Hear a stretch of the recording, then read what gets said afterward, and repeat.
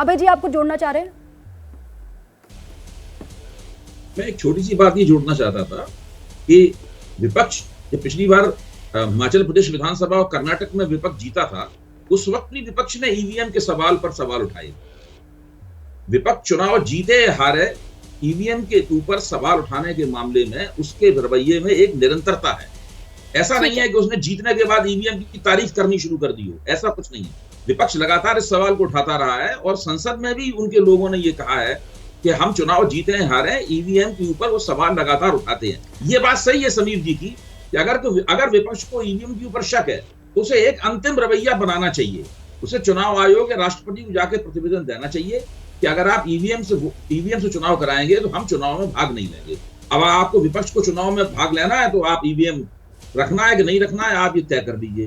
तो एक अगर अंतिम दृष्टिकोण, अंतिम रवैया विपक्ष अपना ले तो इस समस्या का हमेशा के लिए हल हो सकता है। ठीक है अतुल जी, इसका जवाब मैं आपसे लूंगी, लेकिन के शर्मा जी उससे पहले आपका रुख करते हुए कांग्रेस पार्टी के तमाम नेताओं को हमने सुना भी, यहाँ पे अतुल जी भी हैं, वो भी वही बात कह रहे हैं। कांग्रेस के जितने भी बड़े नेता या फिर अलग अलग, अखिलेश यादव को हमने सुना, उन्होंने भी यही कहा। उसके बाद फिर आज तो सैम पित्रोदा साहब फिर से आ गए, उन्होंने भी कहा कि गड़बड़ी हुई है।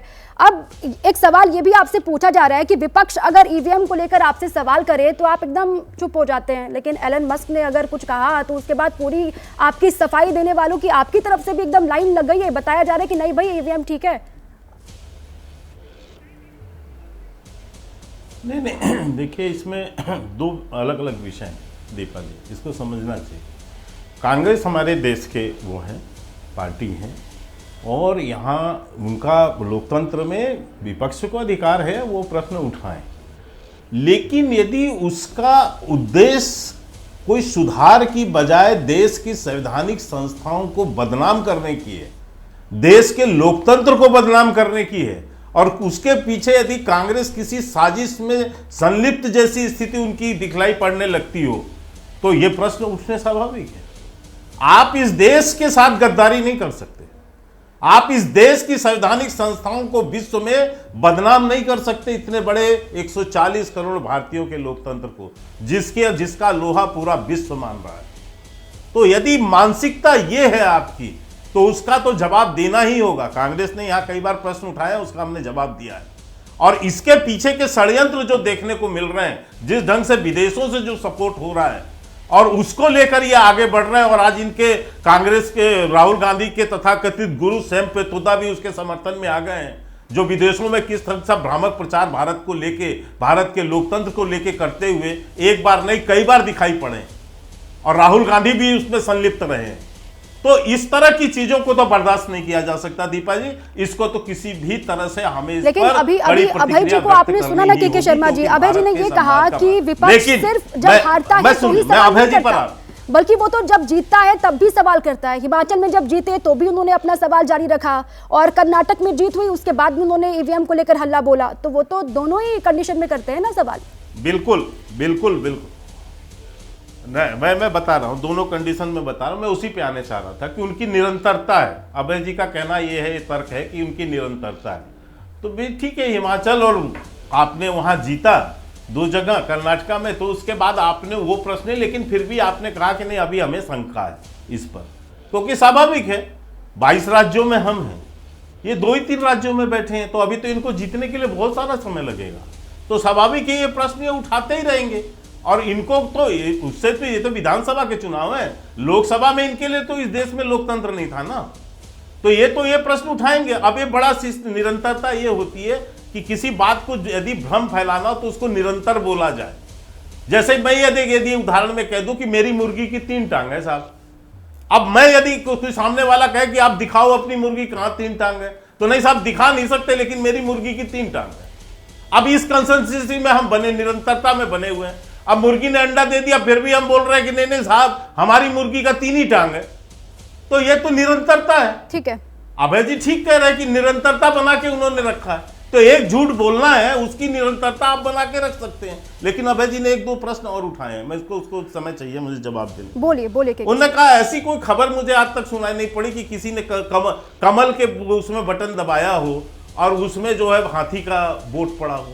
मैंने तो आज तक अभय जी ये भी नहीं सुना है, यदि आपके पास होगा तो मुझे जरूर भेज दीजिएगा कि कहां पर ऐसा केस आया था कि कमल के बटन यानी बटन कांग्रेस के उसमें दबा हो और जो है कमल का पर्ची वीवीपैट नहीं के शर्मा जी, बहुत सारी जगहों पर जब हाल फिलहाल के विधानसभा चुनाव हुए हैं के शर्मा जी, ये आप भी जानते होंगे, भले उसको आप माने या ना माने, ये बहुत जगहों से खबरें आई कि ईवीएम में बटन दबाया गया, कई जगहों पे शिकायत भी की वोटर्स ने कि कमल का ही बटन दबा और किसी का बटन दबता ही नहीं है, वो चाहे तो हाथी दबाना चाहे या फिर हाथ दबाना चाहे, साथी को होता ही नहीं है।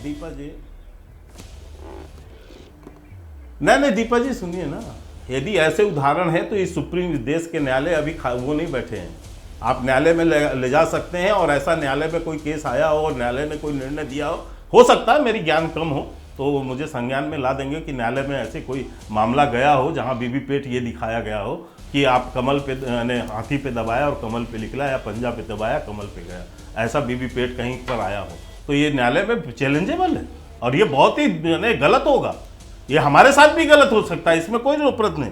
लेकिन और एक जो बहुत महत्वपूर्ण प्रश्न आज अभय जी ने उठाया है, जो एक चुनौती जिसको मैं मानता हूं, उन्होंने ये प्रश्न उठाया कि यदि इससे एक ईवीएम से केवल यही नुकसान नहीं है, लेकिन नुकसान ये है कि एक बूथ का रिजल्ट उसमें सामने आता है, उससे पता चल जाता है कि यहां किसने किसको वोट दिया, किसने किसको नहीं दिया, इसके बाद वो जो जनप्रतिनिधि है वो उससे गलत व्यवहार कर सकता है। ये बहुत बड़ा इल्जाम है। मैं कहता हूं अभय जी, आप बूथ छोड़ दीजिए, एक लोकसभा के अंदर 4 से 5 विधानसभाएं होती हैं, आप विधानसभा स्तर पे जांच कराइए, ठीक है, मत कराइए बूथ का, क्या वहां उसके मन में यदि ये जनप्रतिनिधि के मन में होगा तो वो क्या पूरे विधानसभा को टारगेट नहीं करेगा? आप किस मानसिकता की बात कर रहे हैं? एक जनप्रतिनिधि की सोच पर आप प्रश्न उठा रहे हैं, उसके न्याय प्रक्रिया पर निरपेक्ष प्रश्न उठा रहे हैं कि एक बूथ का यदि उसके पास डाटा आ जाएगा तो उसके साथ वो गलत व्यवहार करेगा वहां पर नहीं, इसलिए क्योंकि आपके मन पे खोट है, आप जनप्रतिनिधि पर यह विषय मत डालिए, ये जनप्रतिनिधि की मानसिकता नहीं। शिकायतों की बात अभय जी आप भी कर रहे थे, आपके मन का ये भ्रम है कि आप फैलाना चाहते हैं इस तरह की गलत बात। अभय जी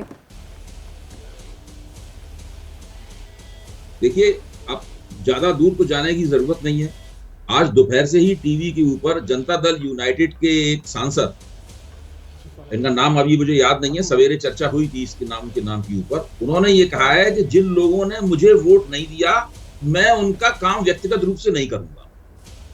बाकायदा एबीपी के पत्रकार ने ही, एबीपी के संवाददाता ने उनका इंटरव्यू लिया, वो बूथ पर नहीं, प्लीज आप बात घुमाइए। उन्होंने कहा कि जिन लोगों ने, मैं बता देता हूं नाम देवेश ठाकुर जी का, मैं बता रहा हूं, उन्होंने पूरे लोकसभा क्षेत्र की बात की है, लोकसभा क्षेत्र की बात की है उन्होंने। ठीक है, सुन लीजिए के शर्मा जी, सुनिए पहले। आप बूथ को लेकर बोल रहे हैं, कैसे लगता है? नहीं वो तर्क यदि, अरे मैं आपकी बात का आप तर्क मत कीजिए, तर्क दे दीजिए। आप में धैर्य मत तो आप छोड़िए। लोकसभा क्षेत्र ऐसा है, शर्मा जी सुन लीजिए ना, वो आप ही की बात का जवाब दे रहे हैं। सुनिए, धैर्य नहीं का विषय है, आप इनको चुप कराइए, आप इनको चुप, अब मुझे जवाब देने का मौका दीजिए। हाँ जी, आऊंगी शर्मा जी आपके पास, बोलिए अभय जी। देखिए, सब लोग जानते हैं कि विभिन्न समुदायों के लोग अलग अलग मोहल्लों में, अलग अलग बाड़ों में रहते हैं और वहां पे मतदान जो केंद्र होता है वहां पे वो सब लोग आके एक साथ वोट डालते हैं। कहीं मुसलमान रहते हैं, कहीं यादव रहते हैं, कहीं ब्राह्मण रहते हैं। ये पूरे देश में बसावट का तकरीबन यही पैटर्न है, शहरों को छोड़ दें, ग्रामीण इलाकों में और कस्बाई इलाकों में, अर्ध शहरी इलाकों में यही पैटर्न है। वहां पे एक मतदान केंद्र में जब एक तरफा वोट पड़ता है या वोट एक पार्टी को बहुत ज्यादा मिलता है, उससे मोटे तौर पे अंदाजा हो जाता है कि यहाँ पर किस समुदाय ने किसको वोट दिया।